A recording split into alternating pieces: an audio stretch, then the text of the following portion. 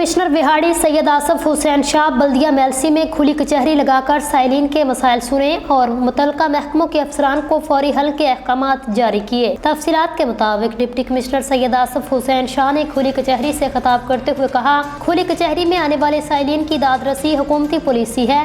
साइलिन की शिकायत का बर वक्त इजाला तमाम सरकारी महकमों के अफसरान की बुनियादी जिम्मेदारी है। डिप्टी कमिश्नर सैयद आसफ हुसैन शाह ने असिस्टेंट कमिश्नर और मुतल्लिका महकमों के अफसरान को हिदायत की, शिकायत का असर-ए-नौ जायजा लें और शिकायत कुनदगान से राबता करें ताकि उन्हें खुली कचहरी में दायर दरखास्तों पर अमल दरामद की पेशरफ्त के बारे में मालूम हो सके। उन्होंने महकमों पर वाज़े करते हुए कहा, शिकायत के फौरी इजाले के लिए तमाम महकमे आपसी कोऑर्डिनेशन मरबूत बनाएं। साइलिन की शिकायत को तरजीही बुनियादों पर हल करने के लिए कोई कसर उठा न रखें। इस मौका पर असिस्टेंट कमिश्नर मेलसी तारक महमूद, CO बल्दिया इम्तियाज जोया, दीगर अफसरान भी मौजूद थे।